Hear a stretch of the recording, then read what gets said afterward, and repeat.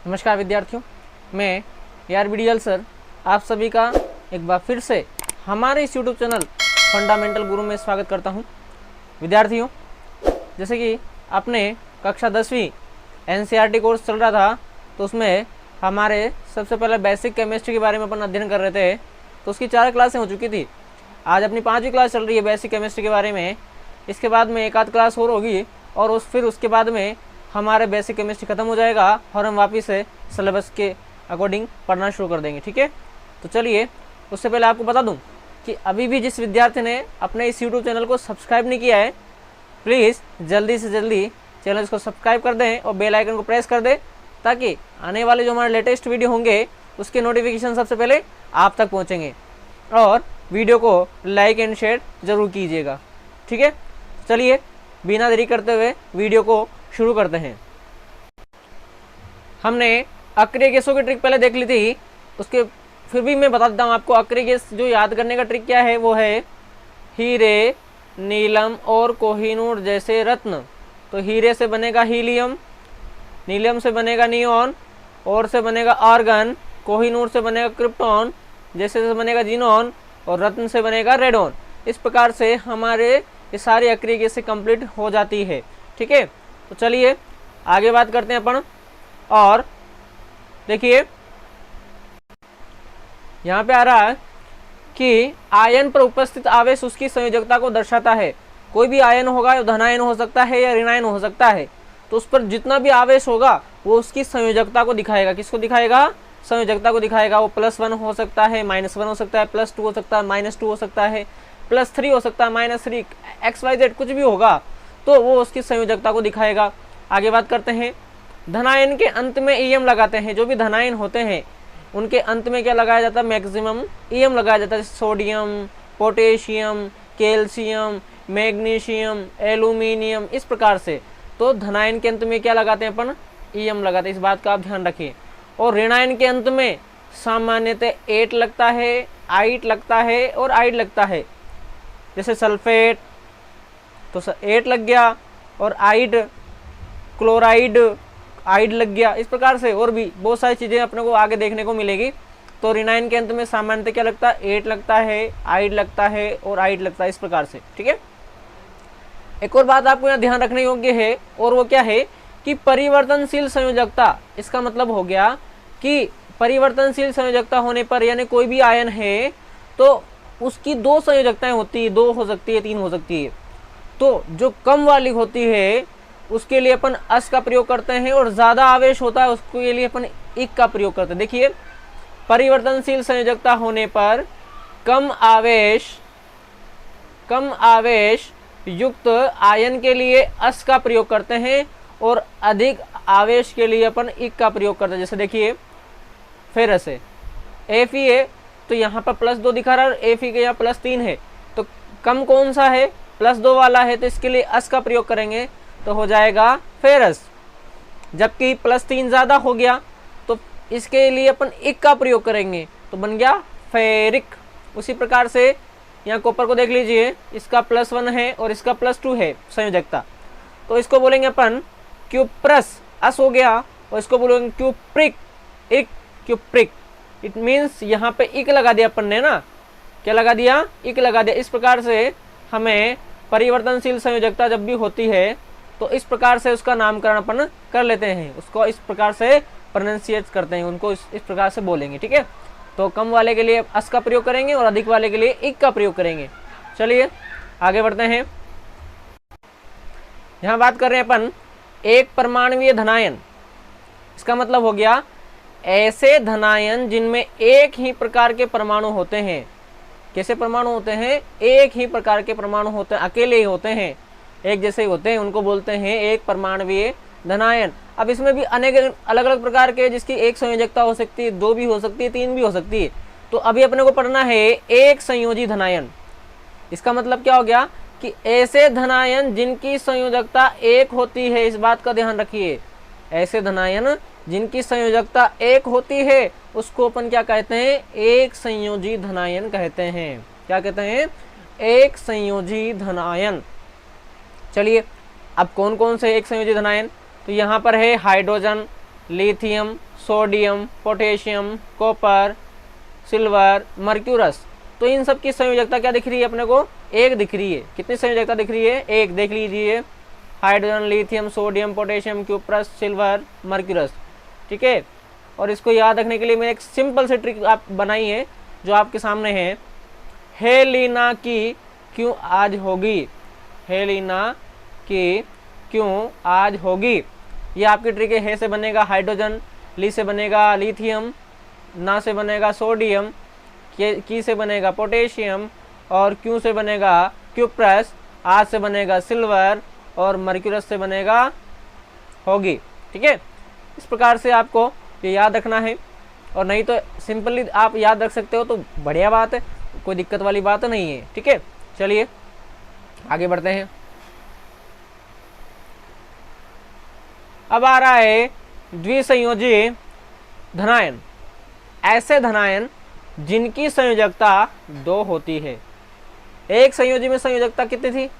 1 थी। और द्विसंयोजी में संयोजकता कितनी हो जाएगी? 2 हो जाएगी। ऐसे कौन कौन से हैं? Beryllium, magnesium, calcium, barium, ferrous और जिंक। तो इन सब की संयोजकता कितनी है? 2 है। इसके लिए ट्रिक क्या है कि बेटा मांगे कार, बाप ने फिर जाना, बाप ने फिर जाना। तो देखिए, बेटा से बनेगा बेरिलियम, मांगे से बनेगा मैग्नीशियम, कार से बनेगा कैल्शियम, बाप से बनेगा Ba बेरियम, फिर से बनेगा Fe और जाना से बनेगा जिंक। इस प्रकार से द्विसंयोजी धनायन जो हैं उनकी ट्रिक खत्म हो जाती है और आपको ये याद हो जाएंगे बहुत आसानी से। इनकी संयोजकता बेसिकली आपको याद करना है, बट जब आप धीरे धीरे कंटिन्यू कर लोगे तो ज़्यादा प्रॉब्लम आपको नहीं आएगी। आप एक बार बनाना सीख जाओगे तो बहुत आसान हो जाएगा सारा का सारा। ठीक है। चलिए आगे बढ़ते हैं। यहाँ पे देखिए, त्रिसंयोजी धनायन, इसका मतलब होता है कि ऐसे धनायन जिनकी संयोजकता 3 होती है। ऐसे धनायन जिनकी संयोजकता 3 होती है। कितनी होती है? 3 होती है। अगर 3 संयोजकता है तो उसको त्रिसंयोजी धनायन बोलेंगे। इसके प्रतीक की बात करें, संयोजकता की बात करें और तत्व की बात करते हैं तो ये फेरस है, ये क्रोमियम है और ये एल्यूमिनियम है। इन तीनों की संयोजकता कितनी होती है? 3 होती है। तो ये हो गया फेरिक। अब अपन ने देखा था फेरस में क्या था? 2 संयोजकता थी तो उसको बोला फेरस।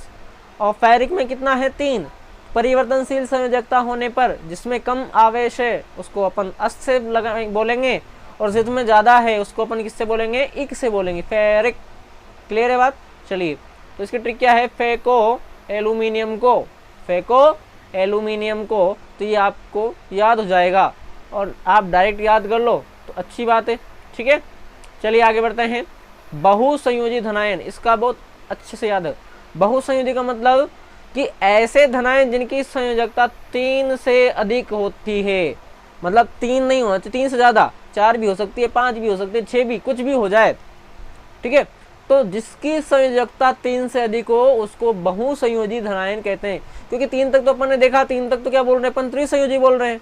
अब 3 से ज़्यादा होगा तो उसको क्या बोलेंगे अपन? बहुसंयोजी धनायन। ठीक है। तो ऐसे कौन कौन से हैं?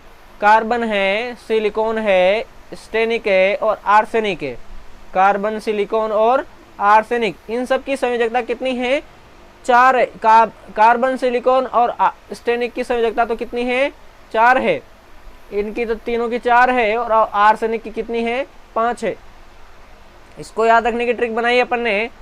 कहे सीता सुनो ऐश्वर्या, कहे सीता सुनो ऐश्वर्या।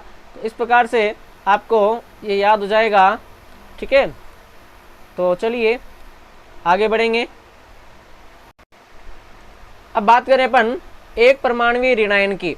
अभी अपन ने एक परमाणुवीय धनायन पढ़ लिया, अब किसकी बात करें हम लोग? यहाँ पर एक परमाणुवीय ऋणायन की बात करते हैं। देखिए, ऐसे ऋणायन जिनमें एक ही प्रकार के परमाणु होते हैं। एक ही प्रकार के परमाणु होंगे तो उनको अपन क्या बोलेंगे? एक परमाणुवीय ऋणायन उनको बोलेंगे। ठीक है। देखिए, इसमें अपन सबसे पहले पढ़ रहे हैं एक संयोजी ऋणायन को। किसको पढ़ रहे हैं? एक संयोजी ऋणायन, यानी ऐसे ऋणायन जिनकी संयोजकता एक होती है। क्लियर? जिनकी संयोजकता एक होती है उसको अपन क्या बोलेंगे? एक संयोजी ऋणायन। तो चलिए अगली स्लाइड में बढ़ते हैं अपन।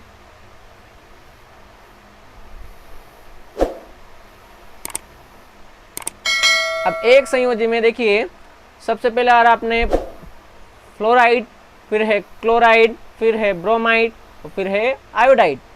तो इन सब की संयोजकता कितनी होती है? एक होती है। फ्लोराइड, क्लोराइड, ब्रोमाइड, आयोडाइड, इन सब की संयोजकता कितनी होती है? एक होती है। आपको याद रखने की ट्रिक क्या है? फिर कल बाहर आई, फिर कल बाहर आई। तो इन सब की संयोजकता कितनी होती है? एक होती है। ठीक है, तो चलिए याद हो गया होगा। और इसको आप ज़्यादा से ज़्यादा देखेंगे तो आपको अच्छे से याद हो जाएगा। जब आपको अच्छे से याद हो जाएगा तो ज़्यादा दिक्कत नहीं आएगी। चलिए आगे बढ़ते हैं। अब बात करें अपन द्विसंयोजी ऋणायन की, यानी कि ऐसे ऋणायन जिनकी संयोजकता दो होती है। दो संयोजकता होती है तो उसको बोलेंगे द्विसंयोजी। ठीक है, तो ऐसे कौन कौन है? ऑक्सीजन और सल्फर, यानी उसको अगर जब अपन संयोजकता निकाल के देखेंगे तो इसको बोलेंगे ऑक्साइड और इसको बोलेंगे सल्फाइड। संयोजकता किस दिखाई जाती है? जैसे यहाँ O-2 हो गया तो ये क्या हो गया? ऑक्साइड हो गया। S-2 हो गया तो ये क्या हो गया? सल्फाइड हो गया। इस प्रकार से इसको लिखा जाता है। ठीक है, तो इस प्रकार से अपन ऑक्सीजन को ऑक्साइड लिख देंगे और सल्फर को सल्फाइड लिख देंगे। ठीक है, तो ये यहाँ पर इसकी द्विसंयोजकता होगी, दो संयोजकता। अब बात करेंगे अपन त्रिसंयोजकता की। देखिए ऐसे ऋणायन जिनकी संयोजकता 3 होती है तो उसको त्रिसंयोजी ऋणायन कहते हैं। जैसे कि नाइट्रोजन और फास्फोरस, तो जब त्रिसंयोजकता होती है, इसकी 3 संयोजकता होती है N-3 और P-3। तो जब N-3 हो तो इसको बोलते हैं अपन नाइट्राइड। क्या बोलते हैं? नाइट्राइड। और इसको बोलते हैं फॉस्फाइड। अब देखिए यहाँ पर मैंने आपको पहले बताया था कि ऋणायन के अंदर में एट, आइट या आइड लगाते हैं। तो देखिए यहाँ पर हमारे पास में ऑक्साइड में भी आइड लग रहा है, सल्फाइड में भी आइड लग रहा है, नाइट्राइड में भी आइड लग रहा है और फास्फाइड में भी आइड लग रहा है। तो इस प्रकार से ऋणायन का अपन क्या कर रहे हैं? नाम बता रहे हैं, नामकरण कर रहे हैं। ठीक है, तो आगे बढ़ेंगे अपन। अब बहुपरमाणवीय ऋणायन की बात करते हैं अपन। किसकी बात करते हैं? बहुपरमाणवीय ऋणायन की यहाँ पर बात कर रहे हैं। तो देखिए ऐसे ऋणायन जिनमें 2 या 2 से अधिक प्रकार के परमाणु होते हैं। अभी अपन एक परमाणुवीय ऋणायन पढ़ रहे थे, एक परमाणुवीय धनायन पढ़ रहे थे, पर अब बात करेंगे अपन बहुपरमाणवीय ऋणायन की और बहुपरमाणुवीय धनायन पढ़ेंगे आगे। तो बहुपरमाणुवीय ऋणायन यानी ऐसे ऋणायन जिनमें 2 या 2 से अधिक प्रकार के परमाणु होते हैं। भाई 2 भी हो सकते हैं और 2 से ज्यादा भी हो सकते हैं, तो उसको बोलेंगे बहुपरमाणुवीय ऋणायन। It's that clear? चलिए इसमें सबसे पहले आ रहा है अपने एक संयोजी ऋणायन, यानी कि ऐसे ऋणायन जिनकी संयोजकता एक होती है। कितनी? एक होती है, उसको बोलेंगे एक संयोजी ऋणायन। जैसे देखिए हाइड्रोक्साइड, साइनाइड, नाइट्रेट, एसीटेट और परमैंगनेट। यहाँ पे देखिए तीनों जगह 8 आ रहा है, नाइट्रेट, एसीटेट, परमैंगनेट, और यहाँ पे हाइड्रोक्साइड और साइनाइड आइड आ रहा है। तो इस प्रकार से यहाँ पर इसकी संयोजकता कितनी हो जाएगी? सबकी एक हो जाएगी, और ये आपको लर्न कर लेना है। उसके बाद में बात करेंगे अपन द्विसंयोजी ऋणायन की। किसकी बात करेंगे अपन? द्विसंयोजी ऋणायन, यानी कि ऐसे ऋणायन जिनकी संयोजकता 2 होती है। अभी एक संयोजी था और अब कौन सा आ रहा है? द्विसंयोजी। लेकिन इनकी संयोजकता कितनी दिख रही है अपने को? 2 दिख रही है। कौन कौन है?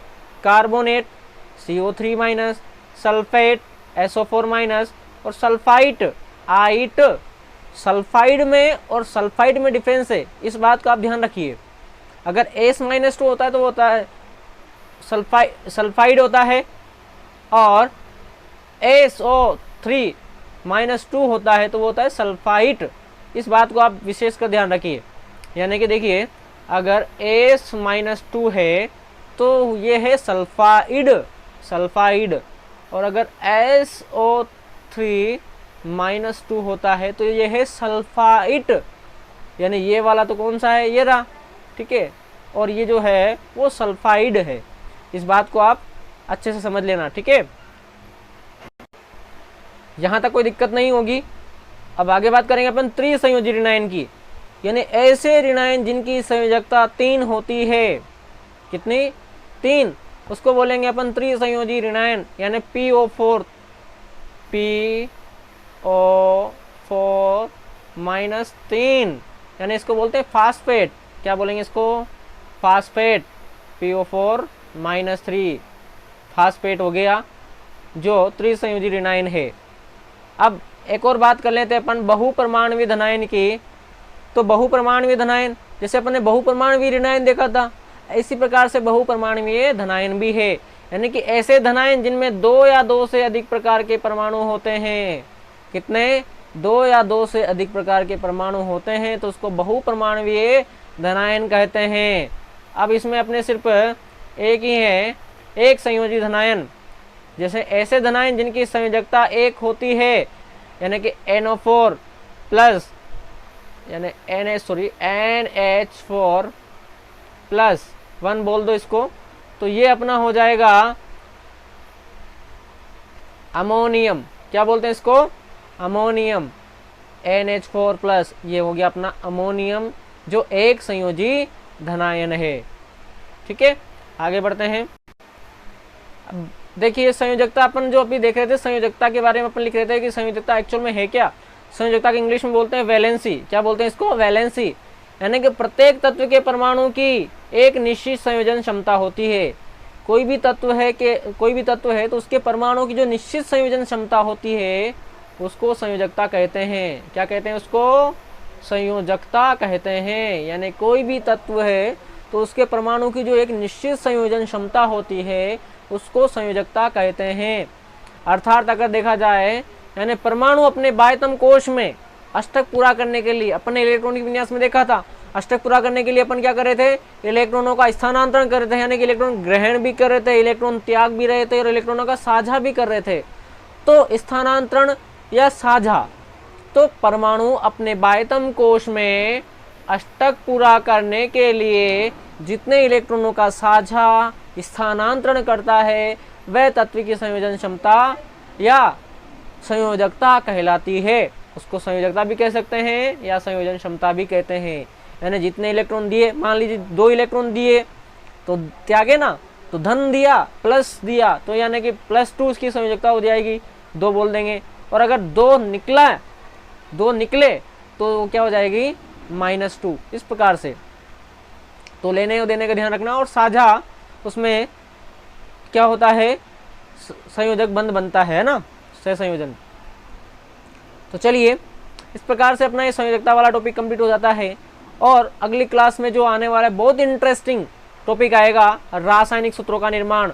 ये क्लास बिल्कुल मिस ना करिए, और इस आज वाली क्लास और इस क्लास को तो बिल्कुल ही मिस ना करें। और वैसे अगर ये आपको अच्छे से आ गया रासायनिक सूत्रों का निर्माण, तो आगे जो अपन पार्ट पढ़ेंगे उसमें आपको कहीं से कहीं तक कोई समस्या नहीं आएगी, इस बात की गारंटी है। तो अगली क्लास को बिल्कुल भी मिस ना करें, रासायनिक सूत्रों का निर्माण। उससे पहले ये जो जितना भी आज अपन ने पढ़ा उसको अच्छे से याद कर लेना, उसकी संयोजकता याद कर लेना, क्योंकि कल अपन जब रासायनिक सूत्रों का निर्माण करेंगे तो इसमें सारी बातें अपने काम में आएगी, ठीक है। तो वीडियो को समाप्त करेंगे। उससे पहले बता दूं कि प्लीज़ वीडियो को लाइक ज़रूर कीजिए। जय हिंद, जय भारत।